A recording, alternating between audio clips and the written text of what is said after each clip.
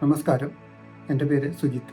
7 തരത്തിൽപ്പെട്ട കഥകൾ മാത്രമേ നമുക്ക് എഴുതാൻ സാധിക്കൂ എന്ന് പറയപ്പെടുന്നു. പിന്നെ വരുന്ന എല്ലാം ഇവയുടെ ഒരു ബ്ലെൻഡ് ആയിരിക്കും. Family romance, family thriller, romance comedy, അല്ലെങ്കിൽ ഫാൻറ്റസി റൊമാൻസ്, ഇങ്ങനെ ഈ കഥകളുടെ ഒരു മിക്സ് ആയിരിക്കും. അല്ലെങ്കിൽ ഇതിനെ കൂട്ടിച്ചേർത്ത് മാത്രമേ മറ്റൊരു കഥ എഴുതാൻ സാധിക്കൂ എന്ന് പറയുന്നു. കഥയുടെ ഒരു ക്ലാസിഫിക്കേഷൻ അല്ല. ഒരു കഥ ഉണ്ടായി വരുമ്പോഴുള്ള തോട്ട് പ്രോസസ്സിനെ കുറിച്ചാണ് പറയാൻ ശ്രമിക്കുന്നത്. എന്തൊക്കെ തരത്തിൽ ചിന്തിച്ചിട്ടായിരിക്കും ഒരാൾ ഒരു കഥ നിർമ്മിക്കുന്നത് നോക്കാം. ഒരു കഥയില്ലാതെ എന്തായാലും തിരക്കഥ എഴുതാൻ സാധിക്കില്ല. തിരക്കഥാ രചനയിലെ ഒരു പ്രധാന വെല്ലുവിളി നല്ലൊരു കഥ കണ്ടെത്തുക എന്നത് തന്നെയാണ്. ഇതിന് പൊതുവായ ഒരു ഫോർമുല ഇല്ല എന്നതാണ് സത്യം. പലരും പല രീതിയിലാണല്ലോ ചിന്തിക്കുക. ഒരു നോവലോ ചെറുകഥയോ എഴുതാൻ സാധിച്ചില്ലെങ്കിൽ പോലും ഒരു തിരക്കഥ എഴുതാൻ എല്ലാവർക്കും സാധിക്കും. കാരണം തിരക്കഥയ്ക്ക് സാഹിത്യം ആവശ്യമില്ല. സാഹിത്യം ഒരു സപ്പോർട്ട് ചെയ്യുന്ന ഘടകമാണെന്നതിൽ സംശയമില്ല. എന്നാൽ അതൊരു ചോയ്സാണ്. പ്രധാനമായും നമുക്ക് അറിയാവുന്ന വസ്തുതകളും വിവരണങ്ങളുമാണ്. ഗ്രാമർ പഠിച്ചിട്ട് ഇംഗ്ലീഷ് മനസ്സിലാക്കാൻ ശ്രമിക്കുന്നത് പോലെ തന്നെ ആയാസകരമാണ് ചിട്ടവട്ടങ്ങളോടുകൂടി ഒരു തിരക്കഥ എഴുതാൻ ഒരുങ്ങുന്നത്. ഇത്ര സീനുകൾക്ക് ശേഷം തിരക്കഥയിൽ ഇങ്ങനെ സംഭവിക്കണം എന്ന മട്ടിൽ എഴുതാൻ ശ്രമിക്കുമ്പോൾ ഭാവനയ്ക്ക് വികസിക്കാനുള്ള ഒരു സാധ്യതയാണ് നഷ്ടപ്പെടുന്നത്. ഒരു സർക്കിളിനുള്ളിൽ നമ്മുടെ ചിന്തകൾ പരിമിതപ്പെട്ടു പോവുകയാണ് ചെയ്യുന്നത്. ഒരു കഥയെക്കുറിച്ച് മനസ്സിൽ തോന്നുന്ന ആശയങ്ങളെല്ലാം ഒരു പേപ്പറിലേക്ക് പകർത്തി വെക്കുക എന്നാണ് നമുക്ക് ചെയ്യാൻ കഴിയുന്ന എളുപ്പമാർഗം. നമുക്ക് സാധ്യമാകുന്ന ലളിതമായ ഭാഷയിൽ മതി. പലപ്പോഴും യാദൃച്ഛികമായ ചില സംഭവങ്ങളിൽ നിന്നാവാം ഒരു കഥയുണ്ടാകുന്നത്. ഈ ഒരു കാര്യം ഒരു കഥയായി വന്നാൽ എങ്ങനെ ഉണ്ടാവും എന്ന് ചിന്തിക്കുന്നിടത്തു നിന്ന് ഒരു കഥ വികസിച്ചു തുടങ്ങുന്നു. ആദ്യമായി നമ്മുടെ ലൈഫിൽ എവിടെയെങ്കിലും ഇതുപോലൊരു സംഭവം ഉണ്ടായിട്ടുണ്ടോ എന്ന് ആലോചിക്കും. പിന്നെ വായിച്ച ബുക്കുകളിൽ, കണ്ട സിനിമകളിൽ, പറഞ്ഞു കേട്ട കഥകളിൽ എവിടെയെങ്കിലുമൊക്കെ നമ്മൾ തേടുന്ന ആ കഥാപാത്രം അല്ലെങ്കിൽ ആ സംഭവം വന്നിട്ടുണ്ടോ എന്ന് അന്വേഷിക്കും. നമ്മുടെ ബോധമണ്ഡലത്തിൽ എവിടെയെങ്കിലുമൊക്കെ ആ കഥയെ വികസിപ്പിക്കുന്നതിനുള്ള അവശ്യ ഘടകങ്ങൾ ഉണ്ടായിരിക്കും. മനസ്സിൽ വരുന്നതെല്ലാം ഓരോന്നായി എഴുതി വെക്കുക. ഒരു ചെറിയ കാര്യം പോലും വിട്ടുകളയരുത്. അതിനുശേഷം ആദി മധ്യാന്ത പൊരുത്തമുള്ള ഒരു കഥയായി രൂപപ്പെടുത്താൻ ശ്രമിക്കുക. ഈ സംഭവങ്ങളിൽ ആദ്യം ഇന്നതൊക്കെ വരാം, തുടർന്ന് ഇന്ന സംഭവങ്ങളിലൂടെ കഥ മുന്നോട്ട് കൊണ്ടുപോകാൻ സാധിക്കും, ഒടുവിൽ ഇന്ന ഒരു സംഭവത്തോടു കൂടി ഇത് അവസാനിപ്പിക്കാനും കഴിയും എന്ന വിധത്തിൽ ഒരു ധാരണ ഉണ്ടാക്കുക. ശേഷം എഴുതി തുടങ്ങുക. നമുക്ക് അറിയാവുന്ന പോലെ ലളിതമായ ഭാഷ ഉപയോഗിക്കാം. എഴുതി പൂർണ്ണമായതിനു ശേഷം വായിച്ചു നോക്കുമ്പോൾ തൃപ്തി വരുന്നില്ലെങ്കിൽ ചില ഭാഗങ്ങൾ മാറ്റി വീണ്ടും എഴുതുക. അങ്ങനെ പലവട്ടം എഴുതി നോക്കുമ്പോൾ നമുക്ക് സ്വയമേ ഒരു ധാരണയുണ്ടാവും എങ്ങനെയാണ് ഒരു കഥ മുന്നോട്ട് കൊണ്ടുപോകേണ്ടത്, ഏതൊക്കെ തരത്തിലാണ് പ്രതിസന്ധികൾ ഉണ്ടാകുന്നത്. ഇത്തരത്തിലുള്ള കാര്യങ്ങളൊക്കെ നമുക്ക് സ്വയം ബോധ്യപ്പെടും. കുറച്ചൊക്കെ എഴുതാൻ സാധിക്കും എന്ന വിശ്വാസമുള്ള ഏവർക്കും ഒന്ന് ശ്രമിച്ചു നോക്കാവുന്നതാണ്. മുഖ്യധാരാ ചിത്രങ്ങളിൽ അവലംബിക്കുന്ന ചില പൊതു സമീപനങ്ങൾ നമുക്ക് നോക്കാം. ഇത് പൂർണ്ണമാണ് എന്നൊന്നും പറയാൻ കഴിയില്ല. എൻ്റെ ശ്രദ്ധയിൽപ്പെട്ട ചില കാര്യങ്ങൾ മാത്രമാണ്.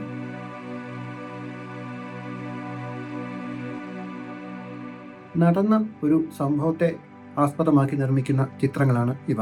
നമുക്ക് നേരിട്ട് അനുഭവത്തിലുള്ളതോ മറ്റേതെങ്കിലും വഴിയിലൂടെ നാം അറിഞ്ഞതോ ആയ യഥാർത്ഥത്തിൽ നടന്ന ഒരു സംഭവത്തെ കേന്ദ്രീകരിച്ചാണ് ഇത്തരം കഥകൾ വികസിക്കുന്നത്. ഈ കഥകളിൽ ആ സംഭവത്തിനായിരിക്കും മറ്റ് ഘടകങ്ങളെക്കാൾ പ്രാധാന്യം. 2018 take off, Malik, virus, Titanic, the lost bus, Manjummel boys, ഇത്തരം ചിത്രങ്ങളെല്ലാം തന്നെ യഥാർത്ഥത്തിൽ നടന്ന ഒരു സംഭവത്തെ കേന്ദ്രീകരിച്ച് നിർമ്മിക്കപ്പെട്ടവയാണ്.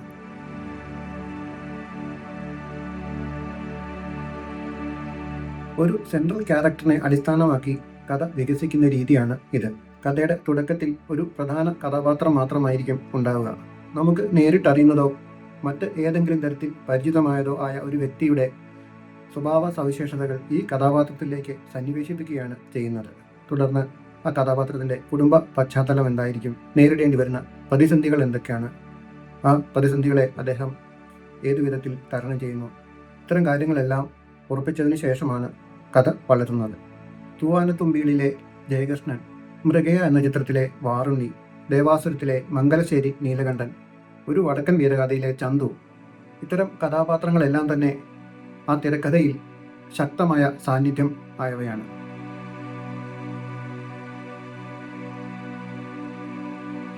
സിനിമയിലേക്ക് എത്തുന്ന ആളുകൾ ഒക്കെ തന്നെ എന്തിലെങ്കിലും ഇൻസ്പയർഡ് ആയിട്ടായിരിക്കും വരിക. ഒരു സിനിമ കണ്ടിരിക്കുന്ന അവസരത്തിൽ ഈ ചിത്രം ഞാൻ എഴുതിയിരുന്നെങ്കിൽ എങ്ങനെയാവും എന്ന് വിചാരിച്ചുകൊണ്ട് എഴുതി തുടങ്ങും. അപ്പോൾ ആ ചിത്രത്തിൽ നിന്ന് തികച്ചും വ്യത്യസ്തമായ മറ്റൊരു തിരക്കഥ ഉണ്ടായി വരും. ഒരു സിനിമ തന്നെ ആവണമെന്നില്ല, യാത്രക്കിടയിൽ കാണുന്ന ഒരു ചിത്രം പോലും നമ്മുടെ റിയൽ ലൈഫിലെ ഒരു സംഭവത്തിലേക്ക് ഓർമ്മപ്പെടുത്തലാവും. ഭാവനാസമ്പന്നമായ ഒരു മനസ്സിന് എന്തിൽ നിന്നും പ്രചോദനം ഉൾക്കൊള്ളാൻ സാധിക്കും. ഇത്തരത്തിൽ പ്രചോദനം ഉൾക്കൊണ്ട് നിർമ്മിക്കപ്പെടുന്ന ധാരാളം ചിത്രങ്ങൾ നമുക്കുണ്ട്. മിക്ക ചിത്രങ്ങളും ഏതെങ്കിലും തരത്തിൽ ഇൻസ്പയർഡായി നിർമ്മിക്കപ്പെടുന്നവയാണ്. ലോക എന്ന ചിത്രത്തിന് ഇൻസ്പയർഡായ മൂവിയെക്കുറിച്ച് അതിൻ്റെ സംവിധായകൻ സംസാരിക്കുന്നുണ്ട്. ന്യൂഡൽഹി, യാത്ര, മിക്ക പ്രിയദർശൻ ചിത്രങ്ങളും പീരിയോഡിക് സബ്ജക്റ്റുകൾ, ഹിസ്റ്റോറിക് സബ്ജക്റ്റുകൾ, ഇതെല്ലാം തന്നെ ഇത്തരത്തിൽ ഇൻസ്പയർഡായി നിർമ്മിക്കപ്പെടുന്ന ചിത്രങ്ങൾക്ക് ഉദാഹരണങ്ങളാണ്.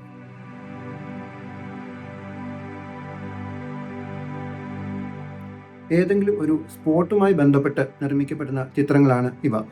ഇത്തരം ചിത്രങ്ങളിൽ ആ സ്പോർട്ടിനായിരിക്കും പ്രാധാന്യം.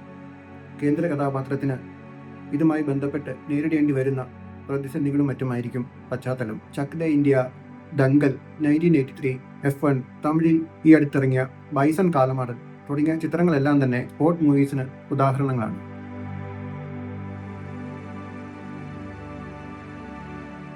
ഏതെങ്കിലും ഒരു വ്യക്തിയുടെ ജീവിതത്തെ ആസ്പദമാക്കി നിർമ്മിക്കപ്പെടുന്ന ചിത്രങ്ങളാണ് ഇവ. താരതമ്യേന എളുപ്പമുള്ള ഒരു സ്റ്റോറി ടെല്ലിംഗ് രീതിയായിട്ടാണ് തോന്നുന്നത്. എഴുതുന്ന അവസരത്തിൽ ആ വ്യക്തിയുടെ ജീവിതം നമുക്ക് സഹായമാവും. മലയാളത്തിൽ ഇത്തരത്തിൽ ധാരാളം ചിത്രങ്ങൾ നിർമ്മിക്കപ്പെട്ടിട്ടുണ്ട്.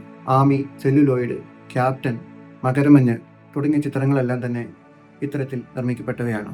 അംബേദ്കർ എന്ന ചിത്രവും ബയോപിക്കാണ്.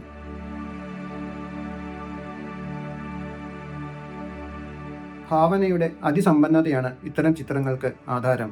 നമ്മുടെ നിത്യജീവിതത്തിൽ ഉണ്ടാകാൻ ഇടയില്ലാത്ത സ്വപ്നങ്ങളിൽ മാത്രം കാണുന്ന ഒരു ലോകം സൃഷ്ടിക്കുകയാണ് ഇവിടെ.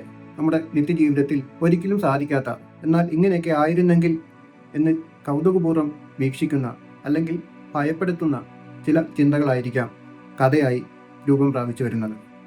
Harry Potter, my dear Kuttichathan, ലോക, ഗുരു, ഭ്രമയുഗം, ഞാൻ ഗന്ധർവൻ തുടങ്ങിയ ചിത്രങ്ങളെല്ലാം തന്നെ ഫാന്റസി ചിത്രങ്ങൾക്ക് ഉദാഹരണങ്ങളാണ്.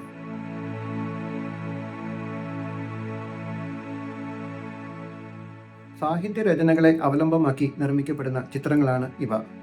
ഏതെങ്കിലും ഒരു സാഹിത്യകൃതി പൂർണ്ണമായോ ഭാഗികമായോ എടുത്ത് സിനിമയുടെ ചട്ടക്കൂടിലേക്ക് കൊണ്ടുവരികയാണ് ചെയ്യുന്നത്. അഗ്നിസാക്ഷി, ചെമ്മീൻ, ആടുജീവിതം, തൂവാനത്തുമ്പികൾ തുടങ്ങിയ ചിത്രങ്ങളെല്ലാം തന്നെ സാഹിത്യകൃതികളിൽ നിന്നും രൂപം കൊണ്ടവയാണ്.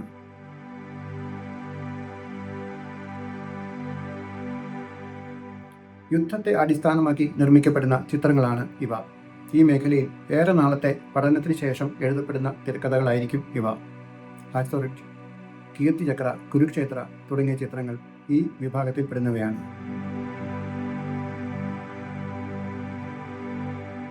ഏതെങ്കിലും സൂപ്പർ നാച്ചുറൽ എലമെന്റിനെ കേന്ദ്രീകരിച്ച് എഴുതപ്പെടുന്ന സാങ്കല്പിക കഥകളാണ് ഇവ. ദി കോഞ്ചറിംഗ്, ഭൂതകാലം, ഡിയസിറെ, ദി എക്സോസിസ്റ്റ് തുടങ്ങിയ ചിത്രങ്ങളെല്ലാം തന്നെ ഈ വിഭാഗത്തിൽപ്പെടുന്നവയാണ്.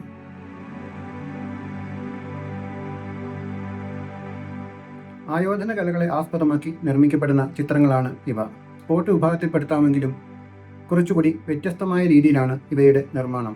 എഴുതി വെക്കപ്പെടുന്ന ഒരു തിരക്കഥയ്ക്കുമപ്പുറം ദൃശ്യങ്ങൾക്ക് അല്ലെങ്കിൽ സംഘടനകൾക്ക് പ്രാധാന്യം ഉള്ള ചിത്രങ്ങളായിരിക്കും ഇവ. ബ്രൂസ്ലി, ജെറ്റ് ലി, ജാക്കി ചാൻ ചിത്രങ്ങളൊക്കെ ഇത്തരത്തിൽ നിർമ്മിക്കപ്പെട്ടവയാണ്.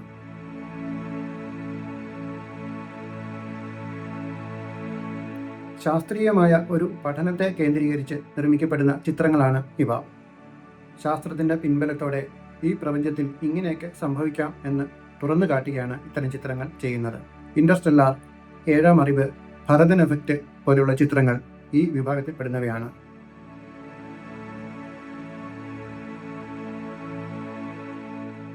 ഒരു യാത്രാമധ്യേ നടക്കുന്ന സംഭവങ്ങൾ കോർത്തിണക്കി ഒരു കഥ നിർമ്മിക്കുകയാണ് ഇവിടെ ചെയ്യുന്നത്. ഒരു നിശ്ചിത സമയപരിധിക്കുള്ളിൽ നടക്കുന്ന സംഭവങ്ങളാണ് സാധാരണയായി ഇത്തരം ചിത്രങ്ങളിൽ കണ്ടുവരുന്നത്. ചാർലി, അമ്പിളി, നീലാകാശം, പച്ചക്കടൽ, ചുവന്ന ഭൂമി 24 നോർത്ത് കഥം തുടങ്ങിയ ചിത്രങ്ങളൊക്കെ ഈ വിഭാഗത്തിൽപ്പെടുന്ന ചിത്രങ്ങളാണ്.